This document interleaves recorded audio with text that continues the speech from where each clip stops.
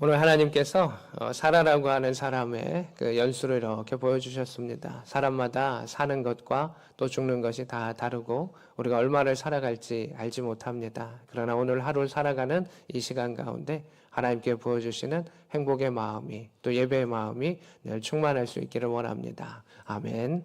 말씀 봅니다. 1절입니다. 사라가 아브라함의 아내 사라고, 그래서 전에는 집안에서 이쁨 받는 사람이었습니다. 처음에 사레라고 하는 사람이었고요. 아브라함도 아브람이었습니다. 둘 다 이름의 뜻은 그냥 집안에서의 지도자고 집안에서 이쁨 받는 사람이었습니다. 근데 사라라고 하는 이름을 받으면서 나라와 민족의 어머니라고 하는 아주 큰 이름을 받으면서 그가 훈련을 받았습니다.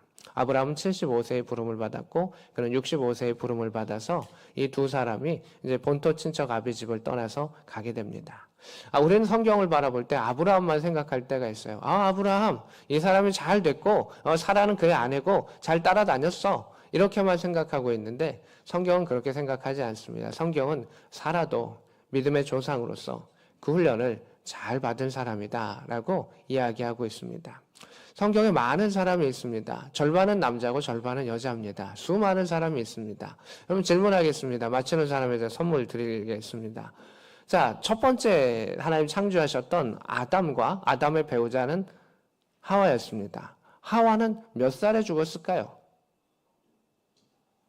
맞추면 제가 치킨 한 마리 드립니다. 다음 문제를 맞춰도 드리겠습니다. 여자가 낳은 사람들 중에서 가장 복받은 여자가 있습니다. 예수님을 낳았던 마리아라고 하는 사람이 있습니다. 마리아는 쭉 이렇게 살다가 죽었습니다. 물론 천주교에서는 승천했다고 얘기하는데 그건 그들의 전승이고, 우리 기독교 신앙 가운데서는 그는 이제 죽음을 당했습니다. 그럼 예수님을 낳았고 당신은 정말 복받은 사람입니다 라고 이야기했었던 마리아는 몇 살에 죽었을까요? 맞추는 분은 치킨 2마리를 드리도록 하겠습니다. 예. 네. 60살. 혹시 근거가 있습니까? 어떤 근거로 60살이라 했어요? 찍었다고? 이따가 목사님한테 번호를 남기십시오. 찍은 은혜도 선물로 드릴 수 있도록 하겠습니다. 이번에 원래 정답을 맞힌 사람만 주려고 했는데 오늘 중으로 목사님께 본인이 또는 신우교사 통해서 번호를 주시면 제가 선물을 우리 신우에게 줄 수 있도록 하겠습니다. 자, 그러면 성경 안에서 죽었다라고 하는 기록이 안 나오는 여인들이 대부분입니다. 그런데 죽었다라고 하는 기록이 나오는 사람은 또 한 사람이 있습니다.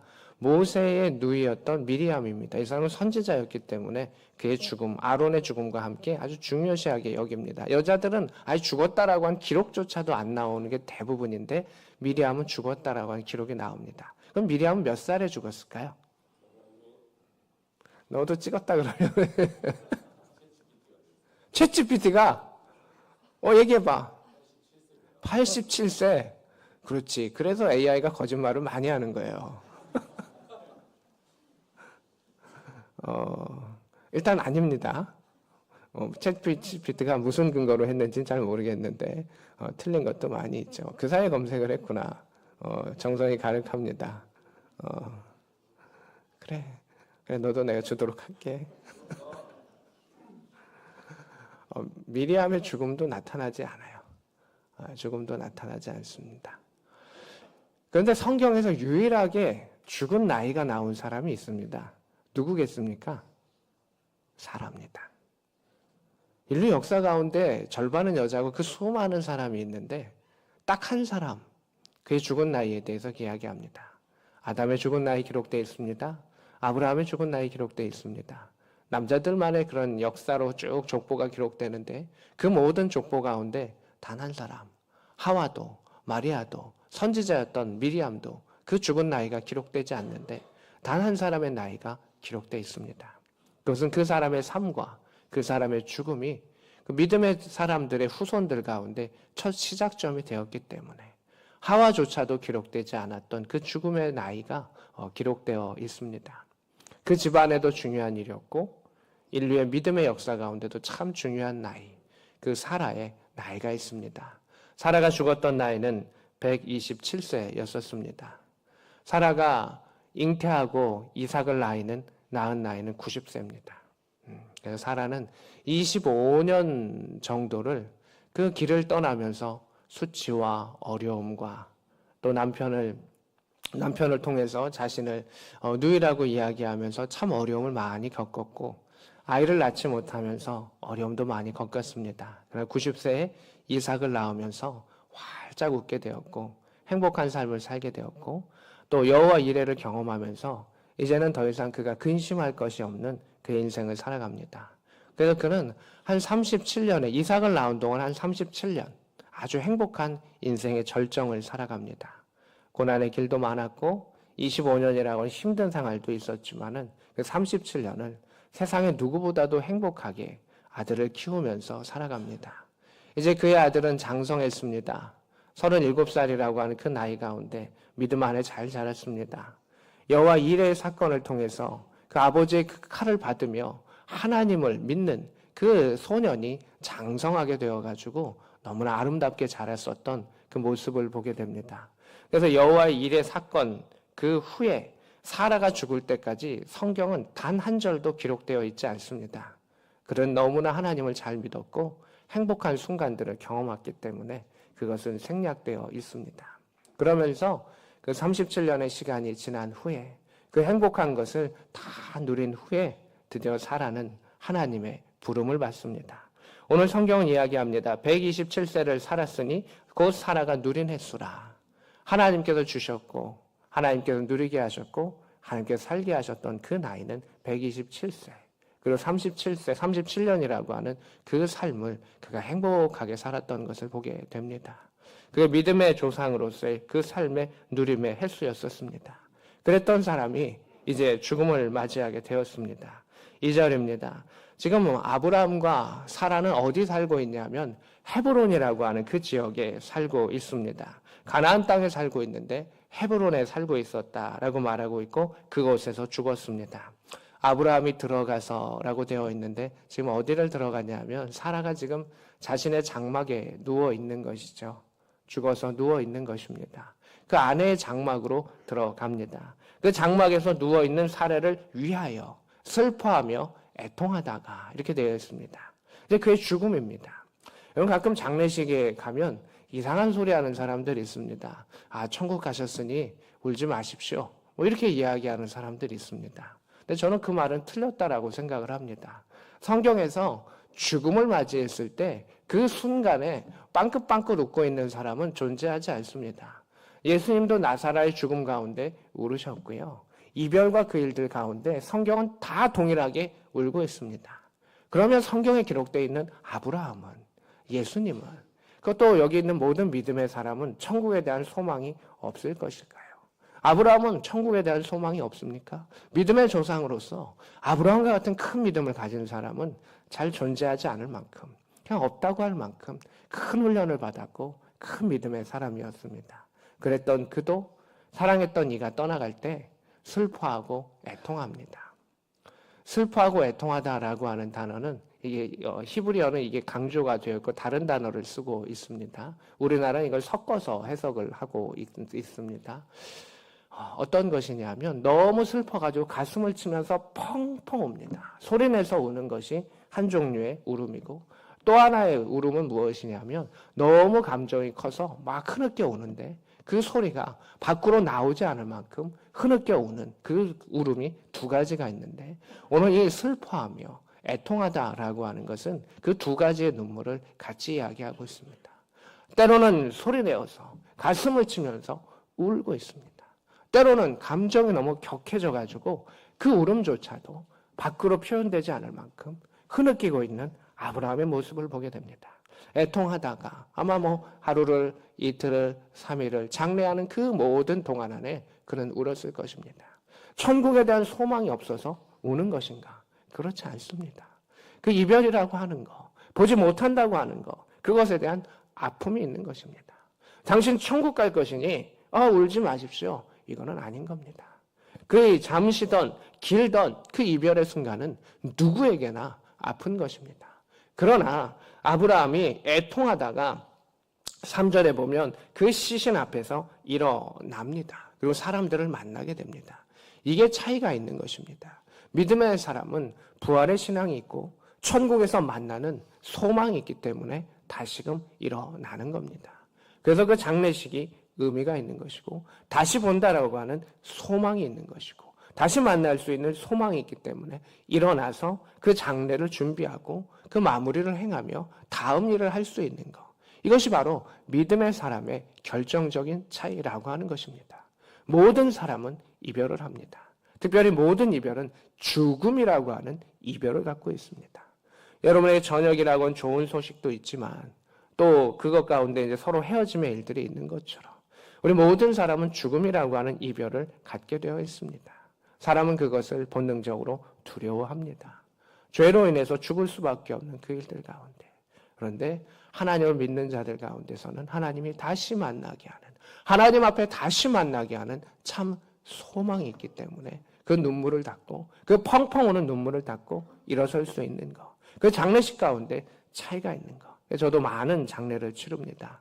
정말 젊은이들의 장례부터 나이 드신 이들의 장례까지도 치르죠. 그래서 저는 한 초반에 한 10년 정도는 제 기도의 제목은 장례를 안 치는 게 제 기도의 제목이었습니다. 왜냐하면 군대 안에서 장례는 젊은이들의 장례가 많았기 때문에 간부든 병사들이든 많았기 때문에 늘 날마다 기도하는 그 제목은 장례를 치르지 않는 것이었습니다.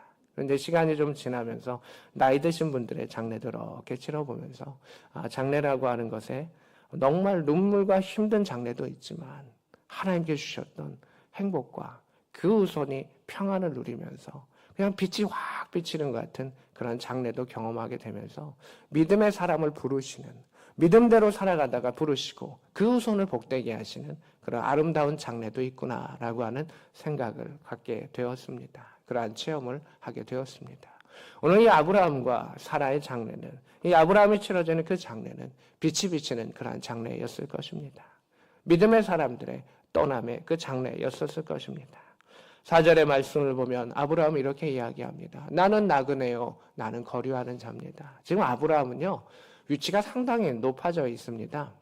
옆에 왕들이 와가지고 우리 공격하지 마세요, 평화조약을 맺어요 라고 말만큼 지금 그 땅 가운데 강력한 존재가 아브라함입니다. 근심할 게 아무것도 없었던 그 존재가 그 땅에 갑니다. 저는 비굴하게 숙일 수밖에 없었지만 지금의 모습은 완전한 겸손함입니다. 나는 나그네입니다. 그냥 당신들 중에 거주하는 작은 자입니다 라고 이야기하면서 내가 지금 아내가 이렇게 죽었으니 묘지를 좀 줬으면 좋겠습니다 라고 이야기합니다. 이스라엘 백성은 굴에다가 이 시신을 이렇게 넣는 풍습을 갖고 있었기 때문에 땅을 좀 주십시오, 굴을 좀 주십시오 라고 요청을 합니다. 우리처럼 그냥 땅 파가지고 묻으면 그 계절 때문에 그 묘지가 유지가 될 수가 없습니다. 그래서 모든 계절에도 유지될 수 있는 굴, 그냥 천연굴 또는 파놓은 굴이던 굴이 필요했습니다. 묘지를 주십시오 라고 이야기를 합니다. 6절입니다. 그 해족속이 이야기합니다. 해족속은 히타이트 족속, 철기 문명을 만들었던 그 히타이트 족속인데 그들이 이야기합니다. 내 주여 들으소서 이야기합니다. 아브라함에 대한 극존칭입니다. 왕과 고위귀족에게만 하는 그 말을 아브라함에게 합니다. 아브라함 위치가 엄청 높아졌습니다. 당신은 우리 가운데 있는 하나님이 세우신 누구라고 이야기하죠? 지도자라고 이야기해요. 옛날 성경에는 방백이라고 이야기했습니다. 이것은 당신은 왕같이 존귀한 자입니다 라고 이야기합니다. 하나님이 그를 계속 높이셨잖아요. 처음에는 하나님의 선지자라고 높이셨어요. 두 번째는 그 블레셋 땅의 왕이 와가지고 당신은 무엇을 하든지 하나님이 함께 하시는 자입니다 라고 이야기를 하고요. 세 번째는 이 극존칭이 오죠. 당신은 하나님이 세우신 왕과 같은 사람입니다 라고 인정함을 받게 합니다. 그 높이셨던 하나님의 그 마음을 볼 수가 있죠. 아브라함의 위치를 볼 수가 있습니다. 우리 묘실 중에서 지금 준비되어 있는 것들 중에서 지금 파 있는 굴 중에서 지금 있는 굴 중에서 아무거나 택하면 다 당신에게 주겠습니다. 왕은요 백성들에게 이거 내가 가질 거야 그럼 다 가질 수 있는 권한이 있는데 지금 아브라함은 그 나라 백성이 아님에도 불구하고 그 나라 왕이 아님에도 불구하고 그들이 왕처럼 대우하고 있습니다. 가지십시오. 가지십시오. 내가 드리겠습니다. 라고 이야기합니다. 7절입니다. 아브라함의 모습이 여기 있습니다. 아브라함이 그들 앞에서 일어납니다. 그러면서 해쪽 속을 향하여 몸을 굽히고 이렇게 되어 있습니다. 굽히고라고 하는 단어가 참 중요한 단어인데요. 샤하라고 하는 단어인데 엎드리다라고 하는 단어입니다. 이게 하나님께 쓰일 때는요. 극존칭으로 경배하다, 예배하다라는 뜻으로 쓰이고 사람에게 할 때는 그냥 이렇게 숙이다, 엎드리다라고 하는 그 뜻을 가지고 있는 것입니다.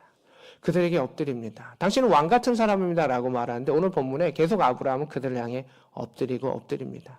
저는 비굴하게 엎드릴 수밖에 없었습니다. 살기 위해 엎드릴 수밖에 없었습니다. 그러나 이제는 전혀 그러하지 않습니다. 그를 존중하는 그 모습 속에서 자신의 아픔 가운데서도 그들을 존중하면서 이렇게 엎드리면서 이야기를 하고 있습니다. 이게 믿음의 사람의 성숙한 말인 것이죠. 9절의 말씀입니다. 당신들의 그 마음을 알았습니다.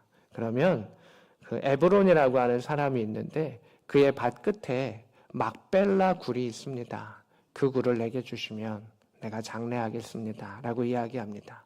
우리 시골에 보면 밭이 있고 그 밭 가에 뭐 이렇게 묘를 짓는 그러한 사람들이 있죠. 가족묘로 이렇게 밭 과수원 옆에 이렇게 짓는 것이 있는데 그런 모습입니다. 우리는 땅을 파고 짓지만 그 사람들은 굴을 갖고 합니다.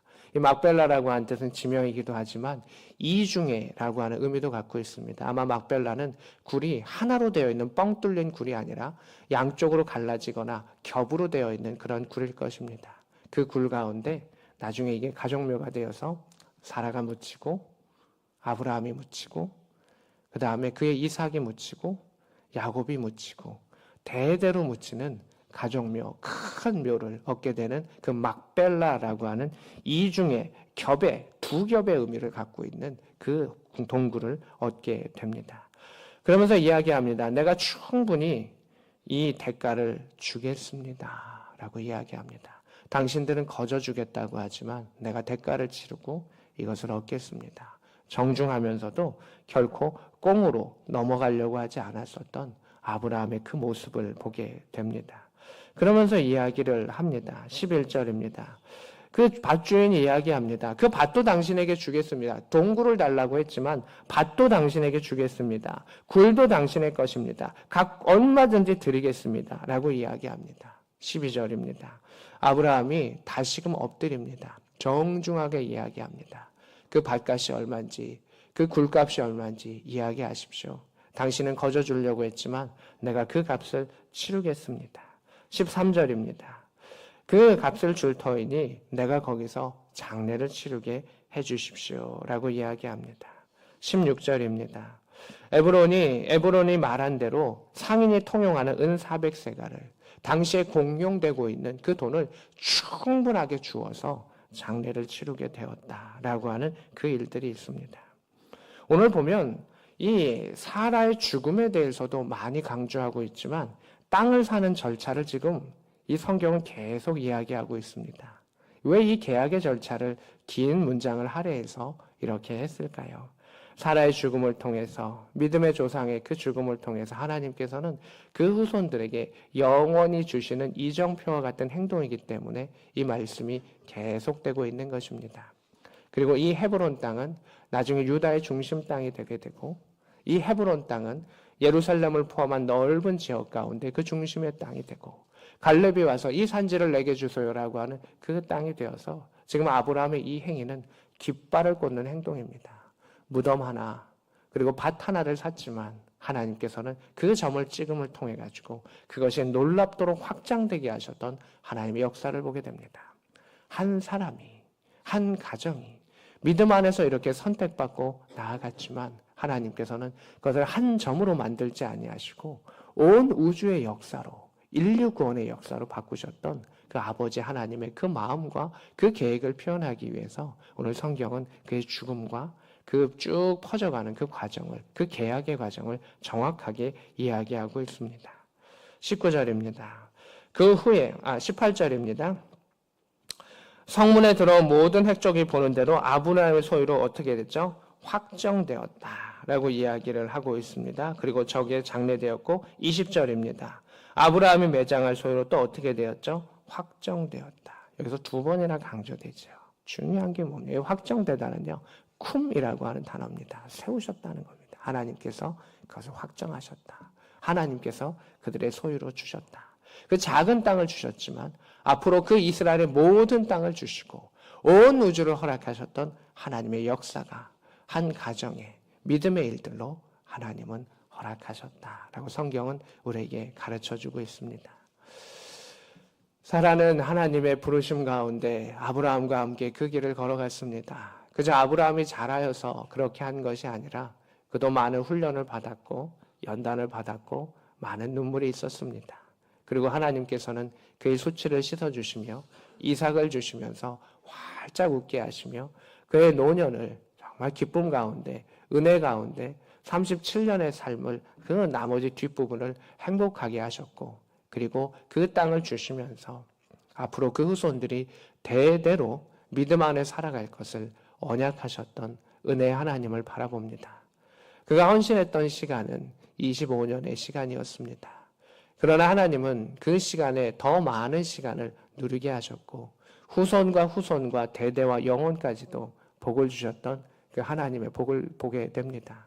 우리가 훈련받는 그 시간 가운데는 알 수 없지만 하나님의 언약이 있기 때문에 우리는 견딜 수 있고 하나님의 언약 때문에 우리는 평안을 누릴 수 있습니다. 오늘도 주의 말씀을 붙잡고 하나님의 신실하심과 영원하심을 바라보며 나아가는 자들 가운데 하나님께서 이삭의 웃음을 허락하여 주시고 누림의 은혜를 허락하여 주시고 이 땅을 떠나는 그 날까지도 그를 지켜주셔서 천국에서도 하나님의 복을 누리며 하나님의 큰 상급을 받으며 대대로 복을 누릴 수 있는 이 말씀을 붙잡는 모든 자들 될 수 있기를 우리 구주 예수 그리스도의 이름으로 축복합니다. 아멘.